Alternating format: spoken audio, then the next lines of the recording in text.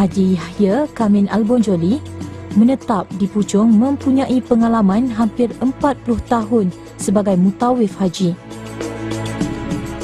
Berbagai kisah suka, duka sentiasa tersemat di dalam ingatannya. 1977, waktu Pakcik berumur 38 tahun.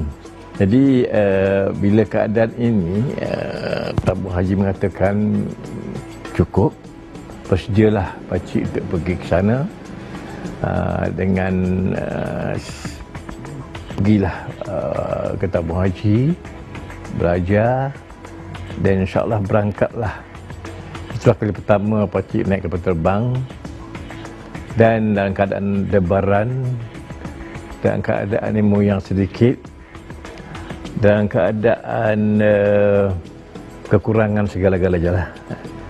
Alhamdulillah di dalam penerbangan Pakcik buat sesuatu lah dengan Allah. Lama 8 jam dalam perjalanan dan penerbangan, meruduklah flight tadi.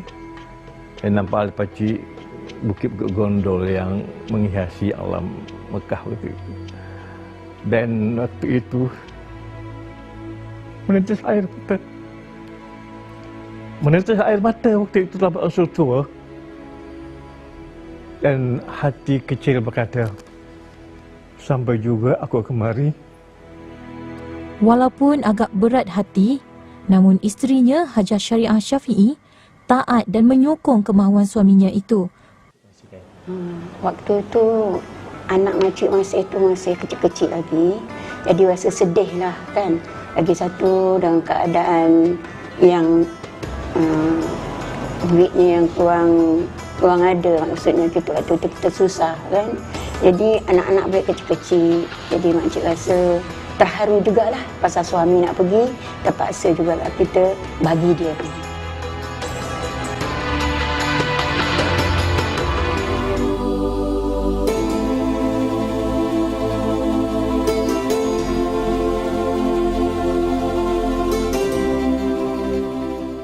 Mutawif berasal daripada perkataan tawaf.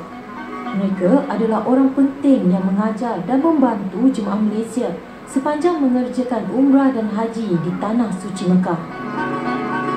Mutawif ini selalunya tergolong dalam kalangan guru agama kerana mempunyai lebih banyak pengalaman dan selok-belok semasa menunaikan umrah.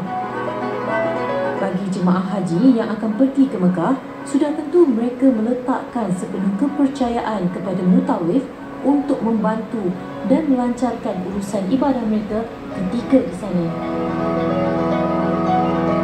Ustaz Zaid Muhammad Rais berpengalaman hampir 9 tahun sebagai mutawif, sudi berkongsi ilmu dan pengalamannya membawa jemaah umrah dan haji ke Tanah Suci. Tugas mutawif zaman sekarang sebenarnya adalah satu keadaan di mana mereka ini berperanan secara luas dan juga secara lebih detail lagi. Apa yang saya maksudkan, kalau kita faham bahawa mutawif itu sebenarnya hanya bersangkut paut memudahkan jemaah dalam urusan haji ataupun umrah, menjawab persoalan-persoalan yang membabitkan haji atau umrah, tetapi itu adalah pemahaman yang sebelum ini. Pada waktu sekarang ini, bermulanya dia sebagai seorang mutawif itu adalah sebelum bertolak ke Mekah lagi. Dan pada itu segala urusan selama mana ia memimpin satu-satu jemaah ataupun satu-satu grup jemaah sehingga balik, kena pastikan selamat, kebajikan dijaga, memastikan jemaah kita berpuas hati dengan hikmat yang diberikan.